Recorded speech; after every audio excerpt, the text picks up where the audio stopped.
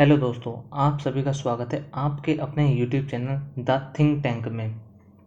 इस वीडियो के साथ हम एक न्यू सीरीज स्टार्ट कर रहे हैं, हेल्थ कॉन्वो। इस सीरीज़ में हम हेल्थ से रिलेटेड जो भी टॉपिक हैं उसे कवर करेंगे। हेल्थ से रिलेटेड हुए जो आपके या बायोलॉजी से रिलेटेड हुए टॉपिक हैं उसे कवर करेंगे। जैसे कि हम हेल्थ कॉन्वो के फर्स्ट एपिसोड या फर्स्ट वीडियो में आज हम थायराइड ग्लैंड को कवर करेंगे। ठीक है गाइस, इस वीडियो का मोटिव यही है कि आपको उस कॉन्सेप्ट के बारे में अवेयर कराना, कि आपको ये आइडिया तो हो कि वो क्या जो जिस कॉन्सेप्ट को पढ़ेंगे कि वो फंक्शन कैसे करता है या वर्क कैसे करता है। ठीक है गाइस, जैसे कि आज हम इस वीडियो में थायराइड ग्लैंड को कवर करेंगे। वीडियो स्टार्ट करते हैं। थायराइड ग्लैंड, इसमें थायराइड ग्लैंड में अपने उसका स्ट्रक्चर को कवर करेंगे कि किस टाइप का स्ट्रक्चर होता है उसका, कि थायराइड ग्लैंड्स फंक्शन कैसे करती है और इससे रिलेटेड क्या प्रॉब्लम होती हैं उसे भी कवर करेंगे।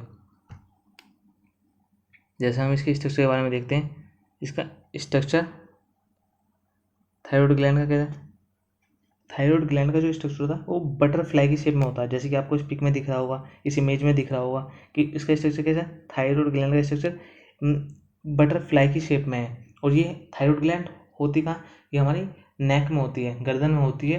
ठीक है, और थायराइड ग्लैंड के भी दो पार्ट होते हैं, राइट पार्ट और लेफ्ट पार्ट, जिसे राइट लोब और लेफ्ट लोब कहते हैं। और ये दोनों कनेक्टेड किसके थ्रू होते हैं, एक टिश्यू के थ्रू कनेक्टेड होते हैं जिसे स्थमस कहते हैं, स्थमस। ठीक है, और थायराइड ग्लैंड के से जो ऊपर का पार्ट होता है, कि जिस पार्ट से जिन दो पार्टों के बीच में होती है, जो इसका ऊपर का पार्ट होता है थायराइड ग्लैंड का, जो थायराइड ग्लैंड जिस पार्ट से कनेक्टेड होती है जिसके ऊपर, उसे एडम एप्पल कहते हैं। वो भी एक ऑर्गन है जो थायराइड ग्लैंड के ऊपर के पार्ट से कनेक्टेड होता है। और नीचे का पार्ट आपको इमेज में दिख रहा होगा, ट्रैकिया। जो थायराइड ग्लैंड का जो नीचे का पार्ट होता है, बॉटम का पार्ट होता है, वो ट्रैकिया से कनेक्टेड होता है। ट्रैकिया ये रेस्पिरेटरी सिस्टम के लिए इम्पोर्टेंट होती है, इसे या श्वास नली भी कहते हैं हिंदी में। ठीक है, इन दोनों एडम एप्पल को या ट्रैकिया को कभी किसी नेक्स्ट वीडियो में कवर करेंगे। अब देखें थायराइड हार्मोन्स। थायराइड हार्मोन्स, ये थायराइड जो ग्लैंड्स है वो किस टाइप के हार्मोन्स रिलीज करती है। जो प्राइमरी, जो मोस्ट इंपॉर्टेंट हार्मोन्स होते हैं वो T3 T4 होते हैं। और ये दो हार्मोन्स प्राइमरी हार्मोन्स होते हैं थायराइड ग्लैंड्स के। और एक और हार्मोन्स होता है कैल्सीटोनिन। कैल्सीटोनिन हार्मोन्स भी होता है। ये hormones the thyroid gland release करती है। थायराइड ग्लैंड के अंदर एक सेल्स होती है जिसे पैराफोलिकुलर सेल्स कहते हैं, या सी सेल्स भी कह देते हैं। वो कैल्सीटोनिन हार्मोन को रिलीज करती है। याद रखना, पैराफोलिकुलर सेल्स और सी सेल्स कहाँ होती है, ये थायराइड ग्लैंड के अंदर ही होती है। और कैल्सीटोनिन क्या काम होता है, कैल्सीटोनिन क्या होता है, जो हमारे ब्लड में कैल्शियम का लेवल को जब हाई हो जाता है तो उसे रिड्यूस करता है।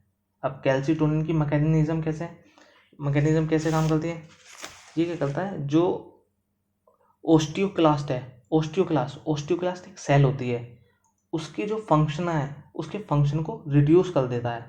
और ओस्टियोक्लास्ट क्या काम करता है सेल्स के अंदर, जो जो बोन्स होती हैं हमारी बॉडी में, जो पुरानी हड्डियाँ हो जाती हैं जिनकी रिमोल्डिंग होती है, तो ओस्टियोक्लास्ट क्या है, उस टिश्यू को या उस हड्डियों को, बोन्स को तोड़ देता है, ब्रेक डाउन कर लेता है स्मॉल पार्ट में, और उससे कैल्शियम एब्जॉर्ब करता है हड्डियों से। कैल्सीटोनिन क्या करते हैं, ओस्टियोक्लास्ट की फंक्शनिंग को रिड्यूस कर देती है। फंक्शनिंग को रिड्यूस कर देगी तो ओस्टियोक्लास्ट हड्डियों से कैल्शियम अब्जॉर्ब नहीं कर पाएगा। कैल्शियम अब्जॉर्ब नहीं कर पाया तो कैल्शियम की मात्रा ब्लड में कम हो जाएगी। इस टाइप से कैल्सीटोनिन क्लियर हो गया होगा इस। अब T3 T4 को देख लें। T3 T4 का पहले देखते हैं। T3 T4 तो करेंगे। अब इसका फंक्शन कैसे होता है, थायराइड ग्लैंड कैसे काम करती है। पहले इसमें तो हाइपोथैलेमस नर्वस सिस्टम होता है। ये नर्वस सिस्टम का ही पार्ट है हाइपोथैलेमस। ये हमारे ब्रेन में होता है। ये क्या रिलीज करता है, टीआरएच हार्मोन्स रिलीज करता है। टीआरएच क्या होता है, थायरोट्रोपिन रिलीजिंग हार्मोन्स है, TRH। TRH किसके पास जाएगा? TRH जाएगा पिट्यूटरी ग्लैंड, ये भी हमारे ब्रेन में होती है पिट्यूटरी ग्लैंड। TRH जाके पिट्यूटरी ग्लैंड को इंस्ट्रक्ट करेगा, सिग्नल देगा कि आप TSH को रिलीज करो, थायराइड स्टिमुलेटिंग हार्मोन को रिलीज करो, TSH को रिलीज करो। अब पिट्यूटरी ग्लैंड TSH को रिलीज कर देगी, TSH किसके पास जाएगा, किसके साइड मूव करेगा? थायराइड ग्लैंड के साइड मूव करेगा, थायराइड ग्लैंड को इंस्ट्रक्ट करेगा कि T3 T4 को रिलीज करो। और थायराइड ग्लैंड के अंदर सेल होती है T3 T4 को रिलीज कर देती है, और जो T3 T4 को रिलीज करती है ना, जो सेल्स थायराइड ग्लैंड के अंदर होती है उसे फोलिकुलर सेल्स कहते हैं, फोलिकुलर सेल्स या थायराइड फोलिकुलस भी कह देते हैं। याद रखना, थायराइड ग्लैंड के अंदर एक सेल्स होती है फोलिकुलर सेल, फोलिकुलर सेल्स, वो रिलीज करती है T3 T4। नहीं, जैसे कि आपको पहले इमेज में दिख रहा होगा, हाइपोथैलेमस हमारे ब्रेन में है, पैराथायरॉइड, थायराइड, थाइमस हो गया। ये हम नेक्स्ट वीडियो में कवर करेंगे, क्योंकि वीडियो काफ़ी बड़ी हो जाएगी अगर इन पे भी बात करेंगे तो।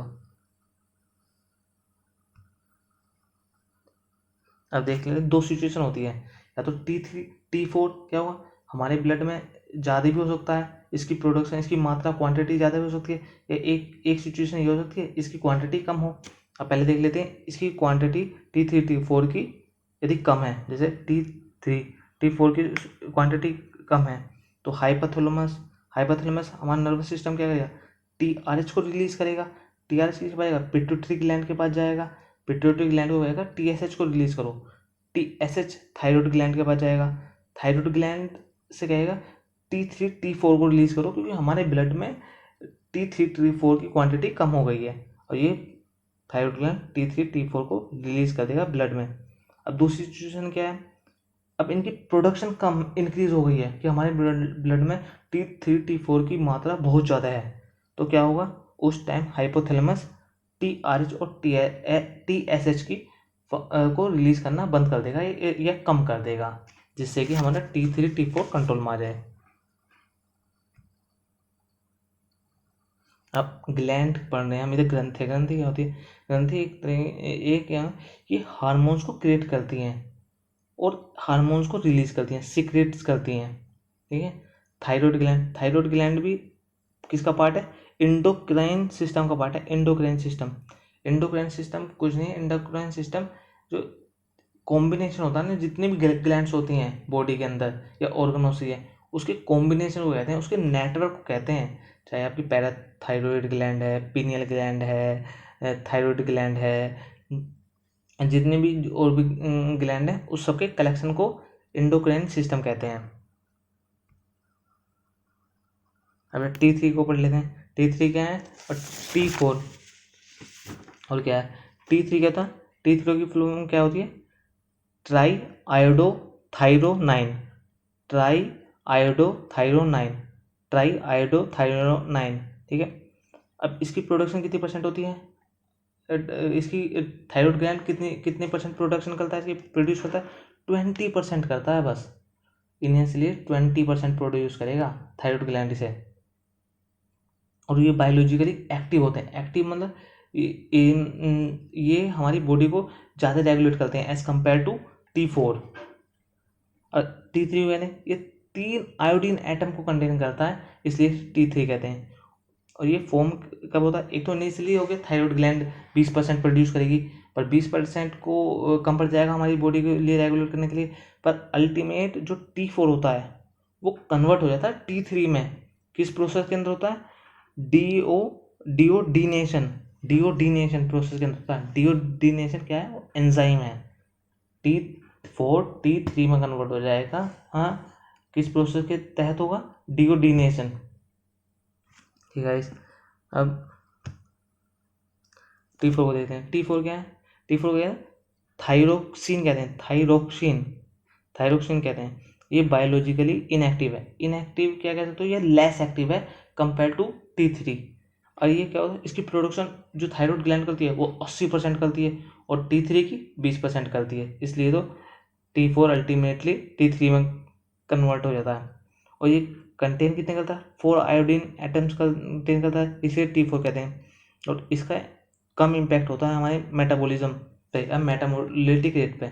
मेटाबॉलिज्म क्या होता है, एक प्रोसेस होता है जो हम फूड कंज्यूम करते हैं, उस फूड से एनर्जी, उस फूड को एनर्जी में कन्वर्ट कर देना या उस फूड से एनर्जी निकाल लेना। प्रोटीन, कार्बोहाइड्रेट, फैट्स ये कंज्यूम करते हैं तो इस फूड से एनर्जी, क्योंकि हमारी बॉडी को परफॉर्म करने के लिए, फंक्शन करने के लिए या हमारी बॉडी के सेल्स को फंक्शन करने के लिए एनर्जी की नीड होगी, तो इसलिए उसे एनर्जी में कन्वर्ट करते हैं। T3 का ज़्यादा इम्पैक्ट होता है मेटाबॉलिज्म रेट पर। ठीक, अब इससे T3 T4 से प्रॉब्लम क्या होती है, ये इम्बेलेंस हो जाए या इनकी क्वांटिटी में कोई डिफरेंस है, तो दो प्रॉब्लम तो और भी होती हैं, पर हम 2 मिनट में हाइपर थायरॉइडिज्म होगा और हाइपोथायरॉइडिज्म होगा, दो में। अब पहले हाइपर थायरॉइडिज्म को देख लेते हैं। हाइपर थायरॉइडिज्म की कंडीशन क्या है, जब थायराइड जो हार्मोन्स प्रोड्यूस करता है उसकी प्रोडक्शन ज़्यादा हो जाए, ओवर प्रोडक्शन हो जाए, जो नॉर्मल प्रोडक्शन होना चाहिए उससे भी ज़्यादा मात्रा में प्रोड्यूस कर रहा है थायराइड ग्लैंड, तो उस सिचुएशन में हाइपोथायरॉइडिज्म कंडीशन क्रिएट हो जाएगी।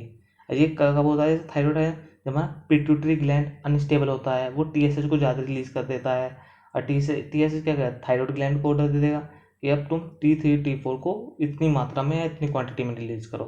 इसकी कुछ कंडीशन भी है, जैसे इन्फ्लेमेशन ऑफ थायराइड ग्लैंड, जो इन्फ्लेमेशन होता है थायराइड ग्लैंड में सूज जाती हैं उस कारण से भी होता है। एक होती है ग्रेव डिजीज होती है, ग्रेव डिजीज के कारण भी, ऑटोइम्यून डिजीज है, इसमें क्या होता है कि ये हार्मोन्स की प्रोडक्शन को बढ़ा देती है। इसके सिम्टम्स क्या होते हैं, हाइपरथायरॉइडिज्म के सिम्टम्स होते हैं, वेट लॉस होने लगता है, कि कहते हैं ना सूखा थायराइड हो गया, अब तो किसी बता सकते हो सूखा थायराइड कौन सा थायराइड हुआ, हाइपरथायरॉइडिज्म हुआ है। और हार्ट बीट फास्ट होने लगती है, एनजाइटी होगी, स्वेटिंग इंक्रीज होने लगती है। अब हाइपोथायरॉइडिज्म देखते हैं।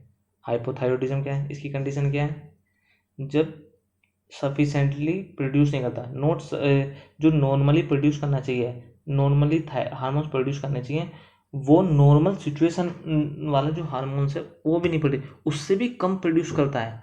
मतलब कि अब हमारी ब्लड में जो नॉर्मली हार्मोन्स होने चाहिए थे T3 T4 अब उससे भी कम है वो, तो उस सिचुएशन को हाइपोथायरॉइडिज्म क्रिएट हो जाती है। इसके कारण क्या होता है, कोज इसका, जैसे थायराइड की सर्जरी हुई, थायराइड की, तो वो अनस्टेबल रहती है थायराइड ग्लैंड, या सर्जरी होने के बाद कि आपके हार्मोन्स को प्रोड्यूस करे, जैसे वो फ्रिक्वेंटली कंटिन्यूसली पहले कर रही थी, प्री सर्जरी कर रही थी। आयोडीन की डेफिशिएंसी, नमक की कमी के कारण भी हो सकती है। और हशीमोटो थायरोआइडिटीज, इसमें क्या होता है, ये ऑटोइम्यून डिजीज है, इसमें जो हमारा इम्यून सिस्टम होता है वो थायराइड ग्लैंड को एज अ एजेंट कंसीडर करने लगता है, फॉरेन एजेंट, तो उस पर वो अटैक करने लगता है, उसके थायराइड ग्लैंड के अगेंस्ट ही एंटीबॉडी जनरेट करने लगता है कि ये हमारी बॉडी का पार्ट नहीं है। तो इसके सिम्टम्स क्या होते हैं, वेट गेन हो जाता है, कॉन्स्टिपेशन हो जाता है, एक्सेट्रा। ठीक है गाइस, इस वीडियो में इतना ही। ठीक है, और आपको हर एक ये जो भी कॉन्सेप्ट पढ़ा है वो क्लियर हो गया हो, एक कुछ क्वेरी हो तो आप स्टार्टिंग से वीडियो देख लेना, आपको क्लियर हो जाएगा। और आपको वीडियो अच्छी लगी हो या समझ में आई हो, पसंद आई हो, तो लाइक शेयर करें और चैनल को सब्सक्राइब करें गाइस प्लीज़, और कमेंट करके बताएं कि आपको वीडियो कैसी लगी है। ठीक है guys, thank you, bye. Thank you guys, thank you, bye.